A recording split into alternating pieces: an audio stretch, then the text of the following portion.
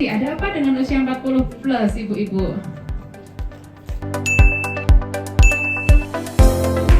Bismillahirrahmanirrahim. Assalamualaikum warahmatullahi wabarakatuh. Waalaikumsalam warahmatullahi wabarakatuh. Yang terhormat tuan rumah untuk acara pengajian Salsabila hari ini. Kemudian yang kami hormati pula tentu pengurus utama ya, pengurus serta ibu-ibu semua yang ada di kajian ya, kajian Salsabila Jamaah Madrasah Alim Salsabila di Brunei Darussalam. Alhamdulillahirrahmanirrahim, pada kesempatan hari ini kita bisa berkumpul di sini dalam kondisi yang insya Allah sehat walafiat ya, dengan penuh nikmat iman, nikmat Islam, tanpa halangan sebab apapun. Saya sampaikan terima kasih yang sebesar-besarnya pada segenap pengurus dan juga jamaah yang telah memberikan kesempatan pada saya untuk sharing di sini untuk yang kedua kalinya ya. Kalau tidak salah yang kedua kalinya ya Bu. Dulu yang pertama sempat dulu sekali ya, tapi saya ya Ibu Dewi kalau tidak salah nggih. Nah hari ini saya akan sharing sesuai dengan permintaan kemarin dari ibu-ibu, yaitu tentang materi tema menyongsong usia emas, panduan holistik untuk wanita usia 40 plus apa plus ini ya. Bukan 50 ya Mas ya. ini sesuai request nih 40, tampaknya di sini mungkin belum ada yang 50, jadinya mintanya 40 plus ini.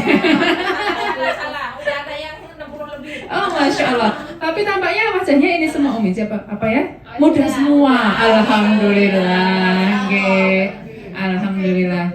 Jadi memang materi ini saya buat khusus untuk saya sampaikan pagi hari ini. Harapannya nanti sesuai dengan apa namanya yang dibutuhkan ibu-ibu, dan nanti kalau ada yang kurang kita bisa diskusi lebih banyak lagi. Jadi perkenalkan, saya mungkin sudah kenal ya, tapi karena tak kenal maka tak sayang, tak kenal maka tak aruf. Jadi biar saya cantumkan di bawah ada nama saya di sini.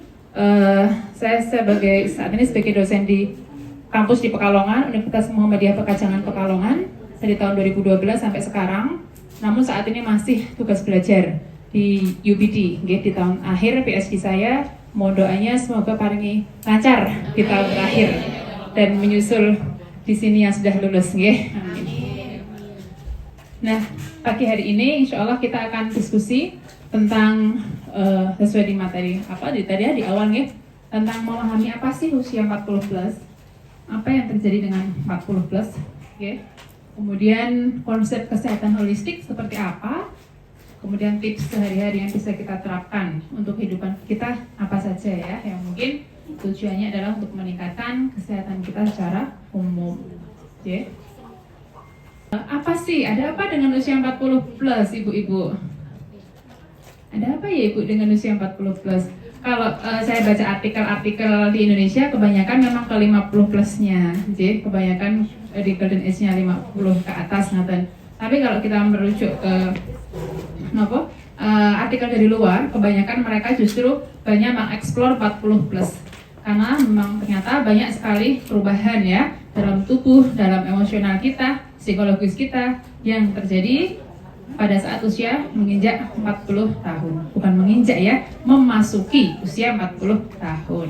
Ini kalau dalam Islam tentu 40 tahun juga merupakan suatu fase yang istimewa, bahwa dikatakan 40 tahun itu sudah termasuk fase matang dalam segala hal.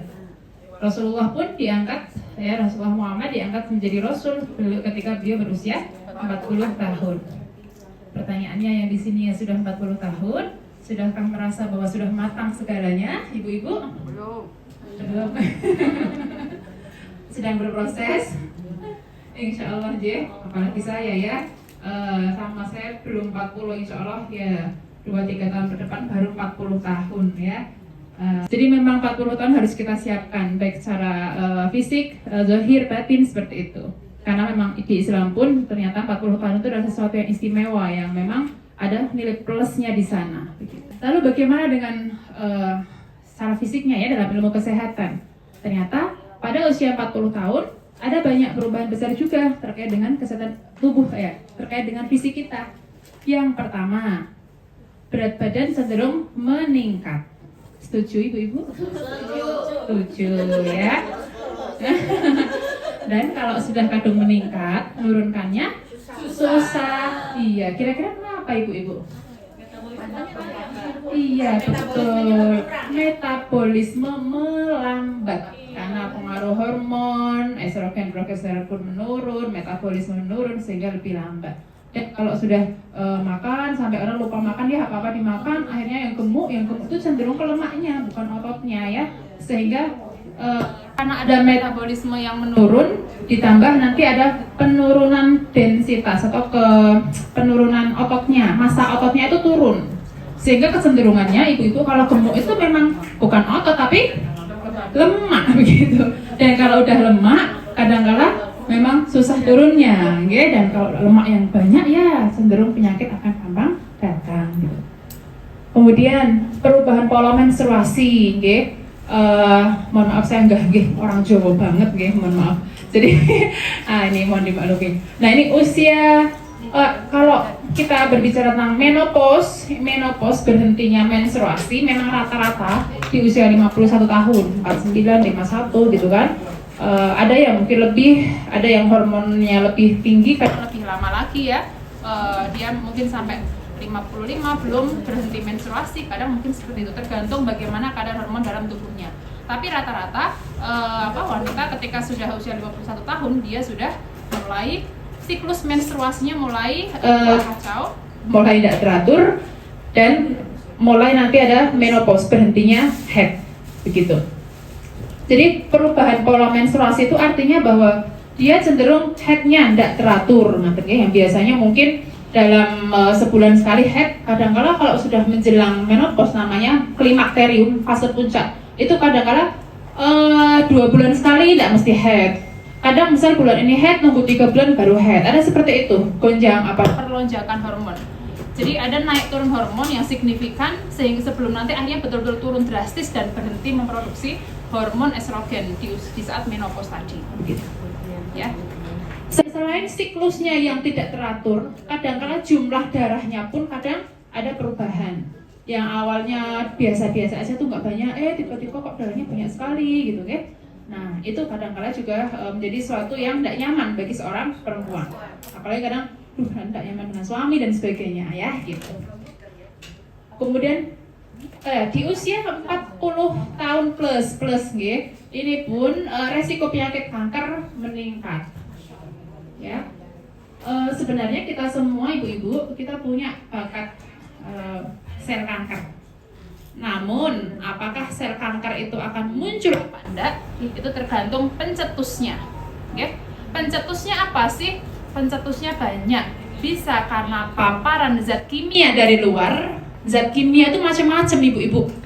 Entah itu dari udara yang kita hirup, entah dari makanan yang kita konsumsi, entah dari kadang ada tidak sengaja misal beli makanan taruh di plastik warna hitam, itu kan warna hitam, itu plastik yang warna hitam itu kan dia hasil daur ulang, sehingga dia tidak baik sebenarnya untuk tempat makanan. Ada terpapar itu terus, ya. Ada juga dari faktor makanan yang lain. Ibu-ibu senang sate enggak? Senang bakar-bakar enggak? Saya juga senang ya. Nah sama Bu, apalagi kalau bodo besar, lebaran haji, sate begitu kan. Nah, tapi ada sesuatu yaitu kalau ibu-ibu bakar sate, membuat ikan bakar begitu ya, ikan bakar, protein apapun kalau dibakar, termasuk sosis. Nah itu tuh tinggi sekali resiko kankernya ya. Termasuk sosis, itu sudah protein, diawetkan, dibekukan, dibakar. Itu resiko kanker berkali-kali lipat. Termasuk anak-anak kita kalau bisa kurangilah ya sosis-sosisnya. Begitu. Nah, kembali ke tadi, protein kalau dibakar dia ada kandungan yang berubah yang menjadi karsinogenik sifatnya. Ya, ini pencetus ini ibu-ibu. Tadi kan saya katakan ada dari zat kimia bisa, makanan bisa kan? Nah, sehingga ibu-ibu kalau misalnya nih, memang saya yang bagian hitam-hitam kempriuk depannya itu dihilangkan. Nah, itu ya. Jadi ikan hangus-hangusnya itu. Nah, yang kadang orang dititili enak ya. Ada yang begitu suka gurih malah enak, itu harusnya disisik, dibuang tuh hitam-hitamnya. Karena itu yang tidak bagus untuk tubuh kita. Ya kalau sekali 2 kali mungkin tidak akan berefek. Tapi kalau tiap hobinya kebetulan ikan bakar terus ya, udah makan ikan bakar dipicu hobi yang lainnya yang memicu juga munculnya sel kanker. Wow, alam bisawab mungkin kanker akan muncul. Saya baru, kenapa Bu? Ya, sebenarnya tetap tadi intinya ikhtiar sebaik mungkin untuk tubuh kita, ya. Tetap yang hitam-hitam kalau diusahakan dibuang. Dan protein tadi jangan dipanaskan berkali-kali ya. Jadi contoh kalau saya sendiri kadang masak daging rendang, misal sekali masak banyak kan, misal kadang dipanasin, besok dipanasin lagi. Semakin banyak frekuensi pemanasan pada protein itu semakin meningkatkan resiko sel kanker pada tubuh kita, ya. Jadi kalau bisa ya memanaskan jangan keseringan ya. Tapi kadang kita karena di sini pun saya pun sering napau ya gitu ya. Kadang kalau napau mau tidak mau pasti penuh dengan kehangatan kan ibu-ibu. Pagi-pagi hangatkan gitu. Nah ini kalau protein sih sebaiknya kurangilah menghangatkan seperti itu. Faktor lain dari makanan ibu-ibu adalah sayur yang digoreng. Ternyata sayur yang digoreng itu ada zat yang dia berubah ya, yang berubah menjadi karsinogenik. Padahal kita orang suka ya, ada yang suka keripik bayam enggak? Keripik bayam Pak Wan wes enggak usah jauh-jauh. Pak Wan ya, kesukaan saya banget gitu kan. Tapi setelah saya belajar itu dan baca artikelnya, lihat YouTube-nya gini, oh ya Allah ternyata Pak Wan kesukaan saya ternyata ini juga rentan ya. Maka tetap harus kita batasi, bukan enggak boleh, tapi dibatasi. Dan kalau kita tahu ilmunya kan paling enggak bisa lebih hati-hati ya gitu kan, enggak tiap hari makan gitu maksudnya gitu. Jadi tadi zat-zat alami pada sayur itu kalau digoreng dengan minyak yang panas ternyata dia menjadi pencetus kanker gitu ya. Oke. Jadi lebih hati-hati saja. Boleh kok asalkan jangan terlalu sering. Mungkin kan makan bakwannya mungkin seminggu cuma 3 kali. Ditambah faktor lain, lama-lama kan numpuk juga itu lah. Makanya kita usaha ya semaksimal mungkin. Saya pun makan bakwan, ibu-ibu makan ya, tapi tetap dikurangi. Termasuk resiko kanker juga ya. Untuk menurunkan resiko kanker, mie ada setelah ya. Mie instan atau mie apa gitu kan? Kalau bisa dibatasi karena itu kan meningkatkan resiko kanker di bagian usus besar ya, kolon ya, usus besar gitu. Kalau makan mie diupayakan harus ada sayur sama vitamin C-nya gitu. Jadi kalau mau makan mie boleh enggak? Boleh ya, mie instan, tetapi tolong dikurangi, dibatasi. Ya. Zat lilinnya itu kan tadi mie ini ya, dia baru akan ternetralisir dari tubuh kita tuh paling enggak minimal 3 hari ibu-ibu. Jadi kalau tiap hari kita makan mie terus bagaimana, Anda terbayang bagaimana dengan usus kita gitu. Belum zat lain yang sifatnya pemicu kanker ya, karsinogeniknya. Itulah kenapa kalau makan mie ya sebaiknya dibarengi dengan yang ada vitamin C-nya. Contoh dikasih tomat yang banyak gitu. Dia sebagai penangkal radikal bebasnya. Ya, paling tidak mengurangi resiko buruk dari zat kimia yang ada di mie itu gitu nggih. Nanti kalau kita bicara mie memang belum lagi nanti kandungan garamnya yang banyak. Saya kadang kalau anak saya minta mie, ya seminggu sekali 1 mie buat bertiga, kemudian bumbunya tak kasih separuh aja gitu ya. Terus harus pakai sayur. Kadang protes mie sekali sih tanpa sayur, harus pakai sayur. Memang kalau enggak gitu kadang anak dikasih nasihat pun kadang-kala masih lupa, apalagi tidak dinasihati begitu. Nah itu nggih pemicu kanker. Nanti lebih banyak kita bahas lagi di pola istirahat, karena ternyata istirahat pun akan berpengaruh ke bagaimana tubuh kita merespon terhadap kekebalan tubuh. Karena dulu saya pernah penelitian saya mewawancara pasien-pasien yang kena kanker payudara gitu kan, tentang bagaimana riwayat bagaimana pola makan, bagaimana kehidupan sehari-hari, termasuk bagaimana pengalaman dia ketika di kemo, di radioterapi. Ya Allah, saya tuh ikut nangis dengerinnya. Ya Allah, ketika di kemo tuh rasanya kan? Iya gitu kan. Saya Pernah mengalami ya Bu ya. Saya kanker payudara. Nah itu tuh.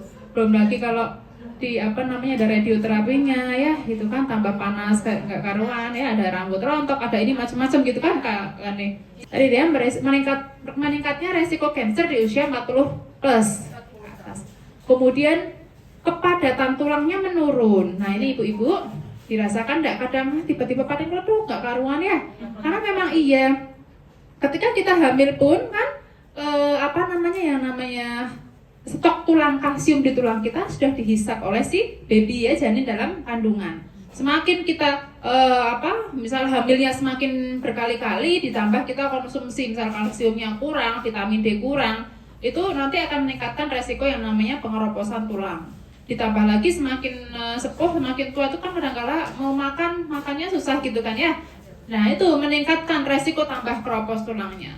Sehingga kadang-kala semakin masuk ke usia ke atas, orang akan cenderung mudah patah tulang gitu. Kadang jatuh sedikit ya, ada yang ibu-ibu jatuh, aduh nggak tahu kenapa kok tiba-tiba ini patah tulang. Atau balongnya, tulangnya rasanya nggak enak ya. Nah itu mudah bungkuk, cepat bungkuk juga kan akhirnya. Nah itu ada faktor memang semakin ini maka tulang semakin keropos begitu.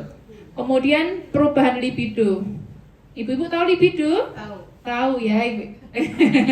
Tahu semua ibu-ibu? Yang diam tahu apa malu?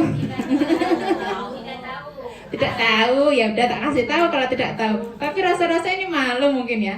Jadi libido itu adalah hasrat seksual ya. Jadi ketika sudah 40 plus, hasrat seksual itu ada naik turun. Cenderungnya turun apa naik ibu-ibu? Turun. Saya naik. Naik. Kalau ingat ada suami naik. Kalau udah naik. Oh, alhamdulillah. Naik. Oh gitu. Iya. Kawin tahu. Awal bulan naik libido. Awal bulan naik, akhir bulan turun. Ya Allah, ini berarti faktor X-nya perlu dikasih cari tahu nih gitu ya. Nah, jadi ini kalau tidak kadang-kala sementara suami ibu-ibu, suami di usia segitu kadang-kala justru masih itulah kadang-kala rentan konfliknya di sana karena nggak nunggu 40 tahun. Otaknya perempuan sama laki-laki itu beda gitu. Kalau perempuan tuh di sini isinya adalah terkait dengan sesuatu yang tampak ya, yang lebih kayak kita lebih ke senang fashion gitu kan. Orientasi kita itu lebih yang kayak apa ya, memang kayaknya seks itu kebutuhan tapi bukan yang sesuatu yang prioritas. Sementara laki-laki itu seks itu sesuatu yang memang bagi beliau itu penting banget bagi laki-laki. Sehingga kadang-kala dengan kondisi begini, perempuan 40 plus dia udah mulai males, kemudian sementara suami masih on-onnya gitu kan. Kalau tidak ada komunikasi yang baik memang cenderung terjadi konflik rumah tangga. Tidak menutup kemungkinan nanti adanya, mohon maaf ya, di luar gitu kan, ada perselingkuhan dan sebagainya gitu. Kemudian, nah resiko intoleransi terhadap laktosa meningkat. Intoleransi terhadap laktosa. Jadi begini, kalau waktu masih muda itu kan kita minum susu apa aja kan enak gitu ya, nggak ada masalah. Semakin tambah usia itu nanti ada di usus kita itu ada hormon yang dia merespon laktosa itu dia turun kerjanya. Sehingga kalau kita minum susu atau apa yang laktosanya tinggi, di si usus dia akan berusaha menolak. Sehingga rasanya tidak enak. Begitu ya. Cenderung lebih bebeh gitu, bebeh itu ya tidak nyaman gitu. Megah ya gitulah Bu, ya, bahasanya megah-megah mungkin ya. Kurang lebih seperti itu. Jadi kalau kita minum produk susu cenderung memang ada masalah karena ada intoleransi yang meningkat. Kemudian ada menurunnya fungsi penglihatan. Nah ini, ya betul ibu-ibu? Ya. Betul. Baik itu glaukoma maupun mungkin katarak. Kemarin saya baru mengolah data, ada dokter spesialis mata masih ambil riset ya, masih ambil S3 di Unair dan masih nyusun jurnal kan. Kebetulan saya bantu nyusun jurnalnya, saya baca hasil penelitiannya ke 1086 mata, berarti 1806 mata, berarti 900 orang kurang lebihnya yang diteliti beliau. Jadi pasien-pasien katarak itu diambil diwawancara, diambil darah dan sebagainya, dan hasilnya memang ada pengaruh signifikan dari nutrisi yang dikonsumsi dengan kejadian katarak pada usia senja begitu. Kenapa usia senja? Karena memang ketika usia itu sudah semakin ke atas ya, resiko katarak semakin tinggi ibu-ibu. Maka apa yang harus dilakukan ya? Makanannya ya bisa ditambah ya, dikonsumsi vitamin E gitu kan, vitamin A itu tetap ditingkatkan semakin bertambahnya usia. Jadi kalau untuk penyakit mata vitamin A perbanyak, bolehlah buat jus wortel gitu ya, sering-sering buat jus wortel gitu. Itu sangat insya Allah menyehatkan untuk kita. Kemudian meningkatnya sensitivitas terhadap bau dan rasa menurun. Rasa enggak ibu-ibu? Ada yang sensitivitasnya kayak gini. Kayaknya kok kayak nggak bau gitu ya toh? Kayak semakin nurun. Makan apa-apa kok rasanya kayak nggak enak semua gitulah. Rasanya ambiar gitu ya. Belum ada ya, enak semua ya Bu ya di sini. Alhamdulillah, nikmat itu. Kemudian fungsi pendengaran menurun. ya. Pada sebagian orang, apalagi yang mungkin memang ada masalah di dalamnya dari lahir, tambah semakin menurun. Kemudian resiko diabetes, tekanan darah tinggi meningkat. Ya, oke, next. Ya. Ini diabetes pun ternyata sekarang nggak hanya pada orang dewasa, ibu-ibu, anak pun sekarang beresiko, ya begitu. Nah parahnya adalah kemarin di acara yang Fatayat itu, ini saya sempat cerita tentang diabetes. Nah sering kalinya yang sekarang adalah makanan yang kita konsumsi itu pemanisnya bukan langsung murni glukosa, bunyinya fruktosa gitu kan. Sehingga ketika dicek darah itu kadang-kala pakai GDS. GDS itu kan gula darah sewaktu. Kalau kita pakai yang jus gitu ya, cek sendiri itu GDS, gula darah sewaktu. Ada nggak kedeteksi kalau dia tinggi gitu? Karena gulanya itu, gula kan macam-macam, Bu, ada fruktosa, glukosa gitu kan, dan lain-lainnya lah itu. Kalau itu tuh yang di pemanis makanan itu dia bukan yang murni glukosa, kadang-kadang nggak kedetek di pemeriksaan GDS gitu, sehingga hasilnya perasaan biasa-biasa, ujuk-ujuk dicek di laborat dia sudah tinggi gitu. Kemudian ini perubahan psikisnya ya, merasa lebih cantik. Ada yang seperti itu? Alhamdulillah. Iya Kak Baby. Alhamdulillah. Ini luar biasa nih ya gitu. Kemudian keuangan lebih stabil. Bener apa enggak ini Bu? Semestinya ketika 40 plus itu memang sudah mungkin fase lebih stabil. Itu pun masih saya rasa kondisional ya. Ini tergantung juga situasinya di keluarga. Tentu ini tidak bisa digeneralisir ya. Memiliki banyak pengalaman hidup iya. Nah, memiliki anak besar dan cucu yang kadang bikin happy atau bikin sedih? Alhamdulillah. Ada yang bikin sedih? Kadang sedih juga Kalau tapi saya jauh. sudah tua. Nah, kalau jauh. Tapi intinya memang happy dan enggak itu ini tergantung, sifatnya adalah perspektif. Ada yang tinggal dengan anak cucu happy, ada yang enggak loh faktanya gitu kan. Merasa direpoti, capek, nggak bisa istirahat begitu. Sehingga ini bagaimana tergantung sudut pandang kita gitu ya. Kemudian hubungan dengan suami lebih stabil atau malah labil, tadi tergantung. Kalau memang komunikasi bagus, ini tambah stabil, tambah kuat. Sudah tidak mikir macam-macam ya. Dengan kondisi perempuan yang secara hormon lebih turun, dia mungkin nggak bisa segesit melayani suami seperti zaman dulu ya. Itu kalau nggak komunikasinya bagus, mungkin justru akan ada labil hubungan dengan suaminya gitu. Kemudian resiko stres memikirkan masalah menopause makin tinggi. Karena mikir, oh nanti jangan-jangan tahun depan saya menopause, kalau menopause sudah bayangannya gini-gini macam-macam ya. Nah, ini yang perlu kita kenali ibu-ibu, tanda gejala perimenopause atau di klimakterium ya, masa puncak menjelang menopause. Haid tidak teratur, haidnya lebih sedikit, insomnia, sulit tidur. Ada yang merasa? Ada ya. Kemudian sakit kepala, pertumbuhan rambut tertentu random aja, kadang-kala kok tiba-tiba rambut di area yang aneh ya muncul gitu ya. Hot flashes, rasa panas terbakar, jadi rasanya tuh kayak gerah nggak karuan gitu ya. Kemudian perubahan tadi ya, hasrat berhubungan suami istrinya berkurang gitu kan. Kemudian mudah lupa, ada yang mudah lupa, terutama ingatan short memory ya, ingatan jangka pendek, maksudnya yang baru, perasaan baru kemarin aja masa lupa sih, iya ya gitu, kalenan gitu ya, mudah lupa gitu kan. Nah ya, apa Bu? Ya kan? Duit. Sama itu Bu, saya pun demikian. Satu atau semuanya? Iya, setiap orang akan mengalami hal-hal berbeda. Ada gini, secara umum ini yang paling banyak dikeluhkan. Tapi memang tidak semua orang merasakan semuanya. Tergantung bagaimana kondisi badan kita, psikologis kita, kesiapan kita seperti apa gitu. Nah, dengan kita belajar harapannya kita bisa mengantisipasi nih, sehingga nanti kalau ini datang itu dampaknya nggak terlalu banyak gitu.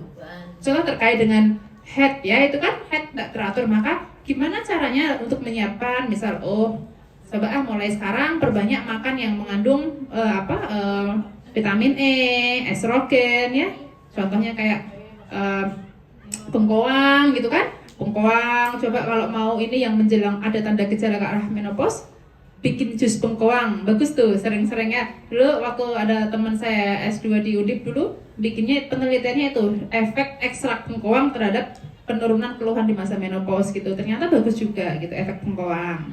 Boleh dicoba. Cara menolak gejala itu dimakan itu. Iya, cara mengurangi. Mungkin tidak bisa menolak persis semua ditolak, enggak ya. Paling tidak mengurangi resiko ya gitu. Keluhan-keluhannya. Iya. Kemudian gejala lainnya mudah marah, ya. Ini pun sifatnya tergantung bagaimana karakter orang juga. Kalau dia sudah bawaannya memang mudah marah, tambah masuk fase menopause tambah mudah marah itu ya. Tapi kalau membawaannya yang kalem, tenang kayak ibu-ibu semua di sini tampaknya saya yakin nggak akan marah-marah ya gitu. Amin. Next lagi Bu. Nah, tadi kan banyak ternyata nih tantangannya ibu-ibu menjelang 40 tahun. Tadi bagaimana kita menghadapinya secara holistik? Ya, coba kita lihat bersama. Kalau WHO yaitu mendefinisikan sehat sebagai kondisi sempurna baik fisik, mental, sosial. Tidak hanya terbebas dari penyakit. Jadi kalau orang nggak sakit tapi dia sebagai murung ya, mengurung diri sendiri, sedih, nangis terus, itu pun nggak sehat gitu. Jadi yang namanya sehat, boleh klik Bu lagi Bu. Ini ya, secara holistik itu seperti ini ya. Holistic health ada relationnya sehat, spiritual sehat, intelektual sehat, physical, mental, emotional. Jadi banyak cakupannya. Ya intinya sehat itu kita nggak bicara masalah kita nggak punya penyakit apa enggak gitu. Sehat itu adalah terkait bagaimana mental kita, fisik, mental, spiritual, dan juga hubungan kita dengan orang lain di sekitar kita gitu. Lagi Bu. Nah, minimal ya yang bisa kita lakukan adalah ada ini 3 aspek ya, mind, body, and spirit. Bahwa untuk bisa sehat optimal itu kita tiga-tiganya harus kuat gitu. Jadi ibu-ibu pernah nggak lihat ada orang gila jalan di pinggir jalan, orang mohon maaf ya orang yang skizofrenia ya, yang dia memang kalau orang awam menyebutnya orang gila gitulah. Yang dia di pinggir jalan-jalan ngambilin makanan di sampah dimakan gitu. Pernah nggak berpikir kenapa dia kok nggak pernah sakit ya gitu? Iya, betul. Padahal kalau kita orang sehat, maem nih bekas sampah kayak gitu dengan tangan kotor, kira-kira perutnya protes nggak Bu? Protes. Tapi dia baik-baik saja nih. Gimana kira-kira Bu?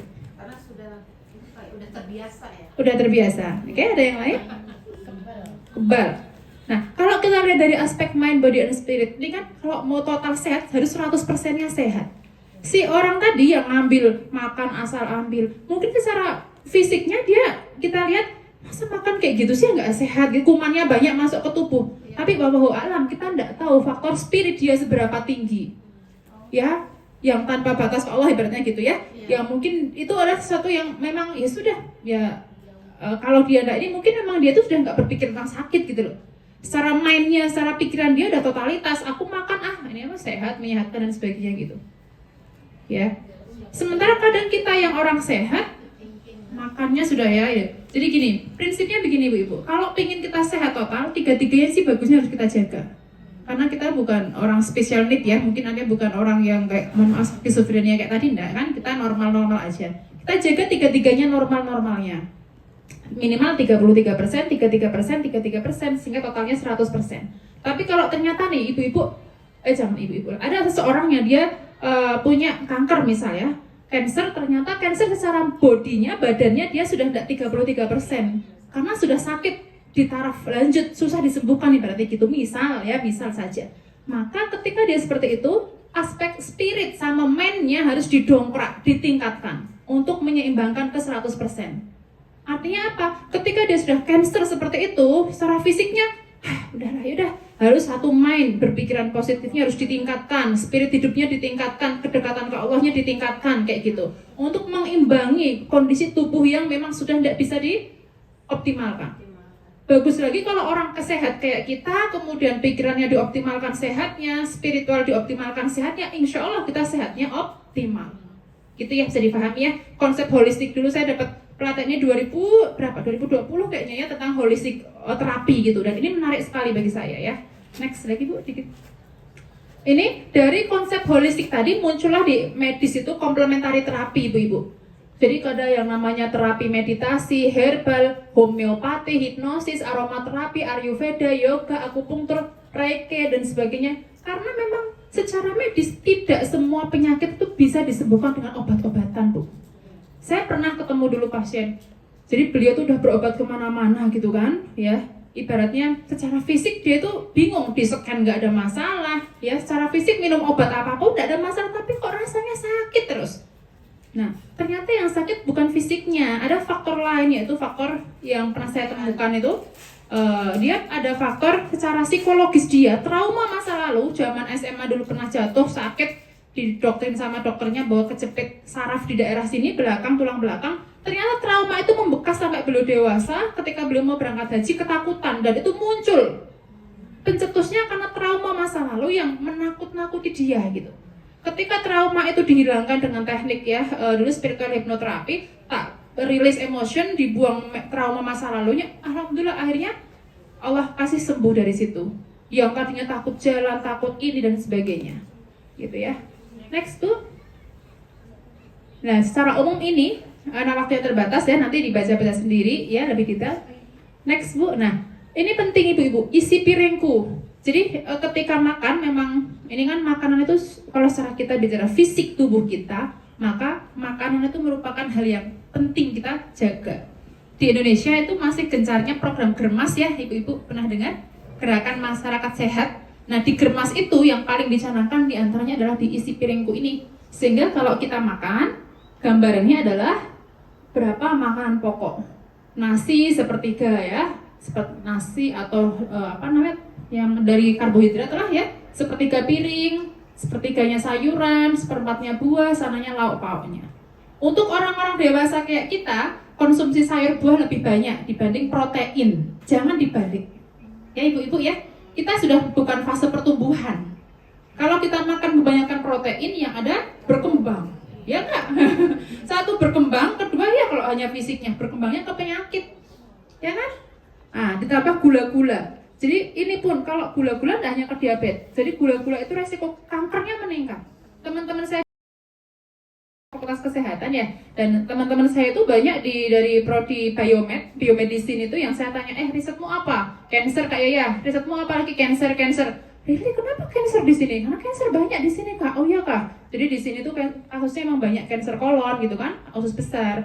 Yang perempuan cancer di rahim gitu kan. Nah tak tanya terus gimana risetnya kamu? Ya aku biasanya dia beli sel kanker gitu kan di rumah sakit. Nanti sel kanker itu ditumbuh kembang biakan di lab, ditumbuhkan gitu dari satu sel kanker biar tumbuh banyak banget. Saya tanya terus gimana kamu cara numbuhkan sel kankernya? Ya dikasih aja cairan glukosa. Jadi cuma dikasih gula aja tiap hari gitu. Paham ya ibu-ibu? Jadi dengan kita makan gula tiap hari sebenarnya itu sangat memicu sel kanker tumbuh di tubuh kita. Dan gula nggak hanya murni gula ibu-ibu, tetapi gula itu dari makanan pokok kita sehari-hari kayak nasi, tepung, singkong dan kawan-kawannya itu tinggi gula. Ya, jadi kita nggak kebayang kalau udah makan nasi sepiring penuh, tiap pagi masih 2 gelas teh manis, belum teh tariknya, belum siangnya apa, malam apa, berapa gula yang kita konsumsi. Maka jangan nyalahkan Allah ya kalau kita dikasih penyakit yang aneh-aneh gitu. Ini. Nah, ini kalau ini di anak-anak. Kalau isi piringku tadi untuk orang dewasa, tapi kalau untuk anak beda, dia masih fase pertumbuhan sehingga perbanyak untuk protein ya, itu masih yang tinggi. Next, lagi. Saya ambil poin pentingnya. Nah, untuk tidur di sini, tidur ibu-ibu, tidurlah yang berkualitas. Bukan hanya tidur. Tidur yang berkualitas yang seperti apa ibu-ibu? Deep sleep. Awal tidur, deep sleep, betul. Bangun awal. Iya. Jadi kalau tidur kita tiap malam masih suka yang mimpi aneh-aneh, itu belum deep sleep sebenarnya ya. Kalau dikatakan deep sleep, kalau udah fase delta yang sudah kita betul-betul sudah nggak ada fase mimpi di sana. Kalau masih ada mimpi kita di theta ya, otak kan gelombang otak ada 4 ya. Kita gini beta, relax dikit alfa, ngantuk lir-lir, nanti mulai tidur tapi masih bisa diajak ngobrol dikit theta. Kalau udah tidur blok delta. Yang bagus, tidur yang bagus banget ya di fase delta. Ketika sudah nggak ada mimpi sama sekali, tidurnya tenang, si racun tubuh keluar semua ya, detoksifikasinya di sana terjadi, ya, tidurnya lelap sekali. Nah, syaratnya kalau mau tidurnya fase ke ini ya kita harus prepare kayak wudhu, misalnya wudhu, sebelum tidur boleh dengar murotal, ya ibu-ibu. Kemudian jangan main HP ketika mau tidur ya. Ada yang suka? Kalau malam hari tubuh kita lihat HP, maka si tubuh mendeteksi bahwa ini tuh bukan malam gitu, ini siang. Sehingga sel tubuh hormon tubuh namanya hormon melatonin yang harusnya pada malam hari dia itu tinggi, tapi karena ada paparan HP tiap malam, si hormon melatonin yang harusnya tinggi dia akan turun. Ketika turun, maka yang harusnya kita tenang di malam hari, gampang tidur, gampang apa, tapi kita sebaliknya, justru di malam hari malah kita aktif gitu. Karena melatoninnya kita nggak ada, rendah atau bahkan nggak ada gitu. Karena apa? Karena tadi tiap malam kita mungkin sering main gadget dan sebagainya. Maka kalau udah mulai malam, hentikan gadget ya, jangan sering ini, karena itu berbahaya sekali ya, selain radiasi ke mata, ke tubuh juga, ya tadi ke melatonin kita akan terganggu. Dan akhirnya kita gampang marah, tidurnya susah dan sebagainya gitu. Oke? Tadi ya tidur yang, kalau tidur juga tadi saya bilang di awal, kalau ada kerjaan yang perlu dilembur, mending tidurnya gasik, bangunnya gasik. Jangan sering lembur sampai jam 11 malam ke atas, karena jam 11 sampai jam 2 malam saatnya tubuh itu dia detoksifikasi racun. Kalau jam 11 sampai jam 2 malam nggak tidur, kecenderungannya akan terjadi penumpukan racun di sana, sel kanker gampang tumbuh di sana dan sebagainya. Gitu. Ini olahraga ibu-ibu, ada yang suka olahraga? Alhamdulillah. Ya, olahraga dikatakan efektif kalau frekuensinya ya itu teratur. Ketika olahraga minimal 30 menit gitu.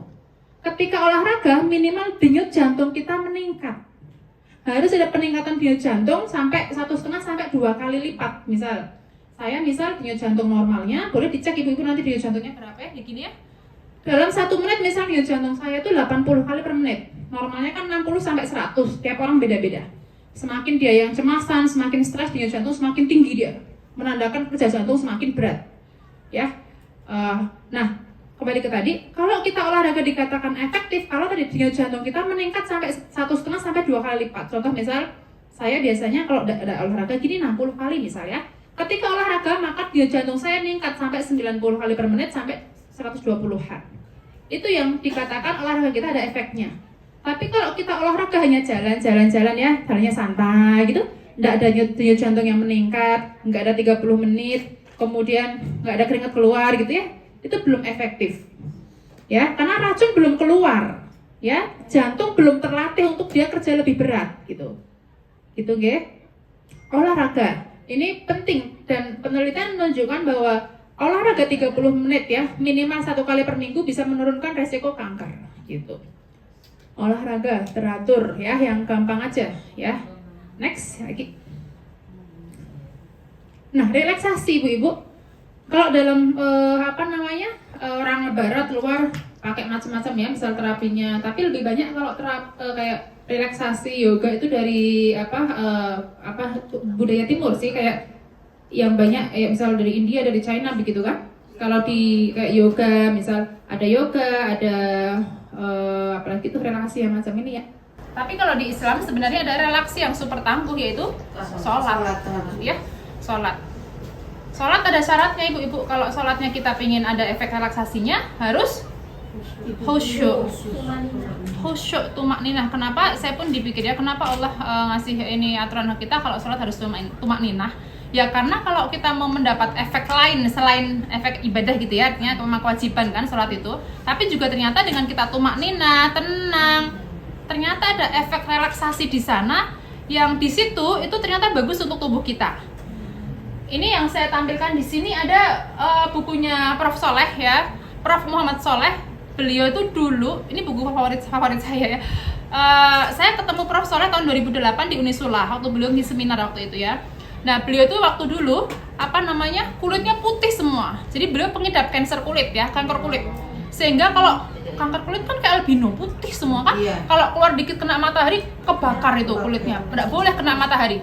Si Prof. Soleh itu sudah ikhtiar berobat ke mana-mana, tapi qadarullah tidak berhasil. Nah, akhirnya beliau mencoba terapi salat tahajud tiap jam 2:30 ya, di waktu yang benar, sholatnya tenang, khusyuk, 40 hari berturut-turut, alhamdulillah sembuh di situ. Nah, ketika beliau S1-nya agama, S2 psikologi, S3 ambil kedokteran. Nah, ketika ambil S3 beliau itu penelitian ke 36 santri ya di Jawa Timur.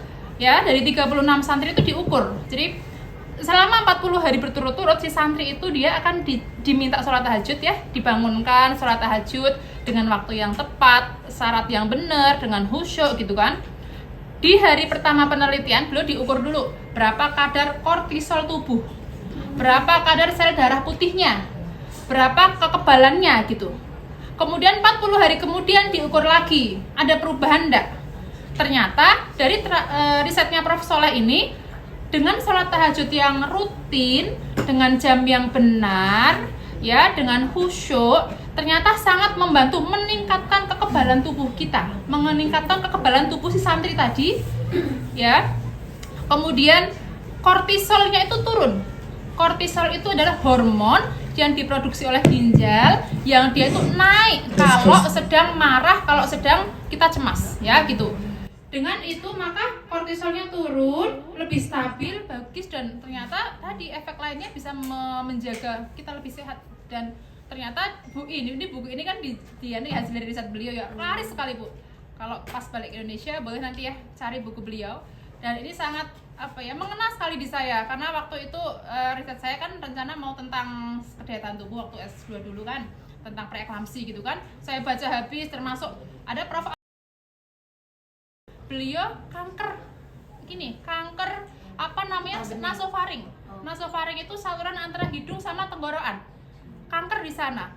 Qadarullah sembuh dengan zikir, dengan berbagai macam medis. Ya gitu, kadangkala obat itu nggak jauh-jauh, ternyata ada di sekitar kita gitu, Masya Allah ya. Sehingga ini bukan berarti saya orang medis terus kemudian mengesampingkan medis, enggak. Justru dengan adanya riset ini itu adalah saling melengkapi antara medis dan spiritual gitu. Kita bersyukur orang Islam punya syariat sholat dan zikir gitu ya. Lagi dikit lagi habis ya waktunya ya. Ini sekilas ya perawatan organ kita, ibu-ibu, payudara, daerah kemaluan. Nanti ditanya jawab aja lah kalau ada yang mau ditanyakan. Tapi prinsipnya next lagi coba. Ini sering screening ya. Kalau usia udah 30 tahun ke atas ya, 35 plus, coba sering cek IVA. Pernah dengar IVA? Ya, ini spekulovisual asetat yang sebelah sana itu. Jadi untuk mendeteksi apakah ada lesi prakanker apa tidak di rahim kita.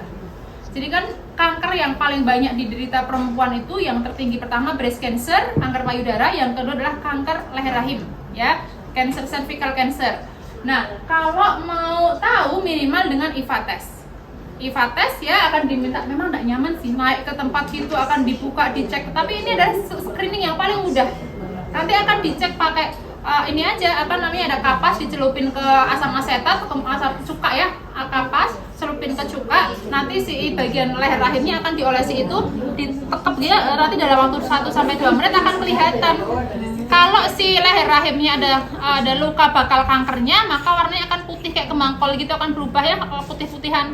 Tapi kalau si leher rahimnya dia normal, maka tidak ada perubahan warna di sana, gitu ya. Jadi ini penting, sederhana, simple, tapi sangat bermanfaat untuk ngecek apakah ada resiko kanker leher rahim apa enggak. Nah, kalau ini sadari periksa payudara sendiri untuk mendeteksi adanya kanker payudara.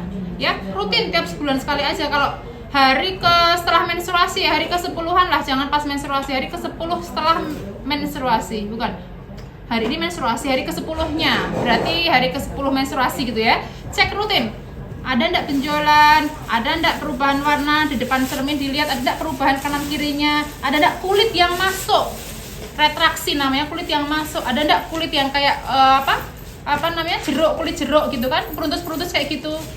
Kalau ada tanda-tanda kayak gitu mending periksa, karena tanda yang ke arah adalah kanker payudara. Nanti lebih detail kapan-kapan kita bicara, kita latihan bareng-bareng nyari kanker nyari ini ya, cara-caranya kayak apa.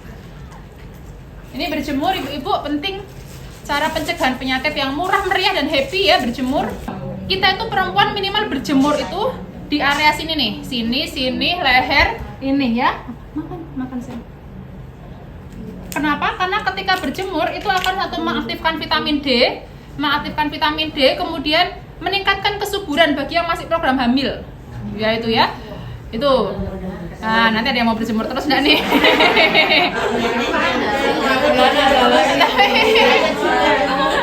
Ya itu. Ya, get the sun itu sangat bermanfaat sekali. Imunitas kita meningkat ya, aktivasi vitamin D akan bagus, membantu meningkatkan kesuburan bagi yang pingin hamil, walaupun nggak pingin hamil pun kan kita maksudnya ya tetap aja menjaga vitalitas gitu kan. Ya, kemudian alhamdulillah. Kita doakan. Amin. Oke. Dapat jodoh, amin. Apanya? Ya, Ya, berjemur yang bagus. Patokannya adalah ketika sudah si matahari sudah terasa hangat tapi jangan terlalu panas. Jam itu nggak pasti, saya bilang jam nggak pasti karena apa ya, gimana ya saya bilang ini ya, jadi jangan terlalu pagi. Kalau pagi banget tuh pun belum ada ini, belum dapat ya manfaatnya. Jadi ketika sudah mulai terasa hangat jam 8 itu saya apa jam 7:30 ibu. ya gitulah, boleh jam 7:30 itu sampai minimal 15 sampai 30 menit gitu ya, jangan cuma 5 menit sebentar udah ini belum ini efek ya gitu ya. Memang ada efek lainnya, mungkin ada blok wajah mungkin ini ya, hitam-hitam nggak apa, kasih apa namanya sunscreen ini. Ini gadget ya ibu-ibu, saya percepat ya, mohon maaf ya.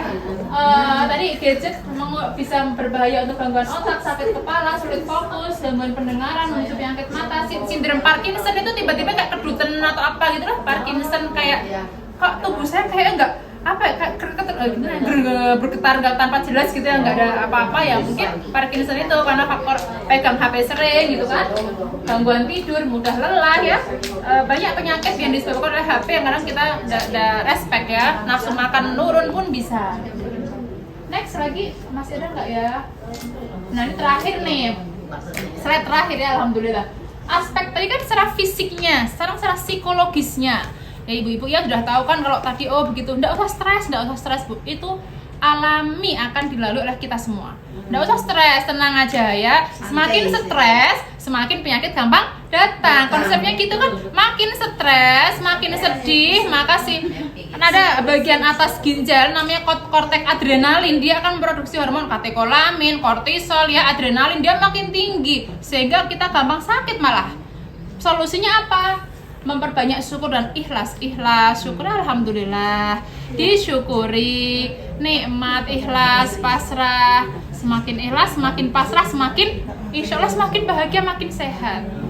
Ya, termasuk ketika kita sakit ya Allah kok gini ya, ikhlas, pasrah, insya Allah yang terbaik lah, mudah-mudahan paling sehat. Dah gitu aja ya, jangan banyak ngeluh, makin ngeluh justru makin pusing ya Bu ya gitu kan. Kalau nggak punya uang apalagi ya tambah pusing ya gitu.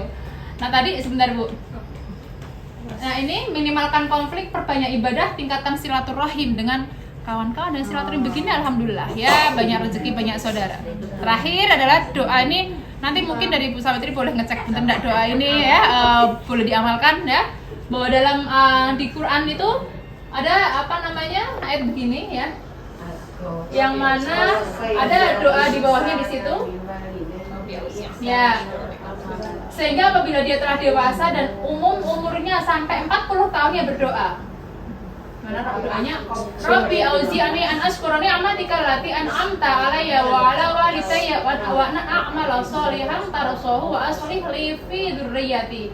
Ini tuh betul ilaika wa inni minal muslimin. Itu doa yang mungkin bisa kita amalkan ya gitu.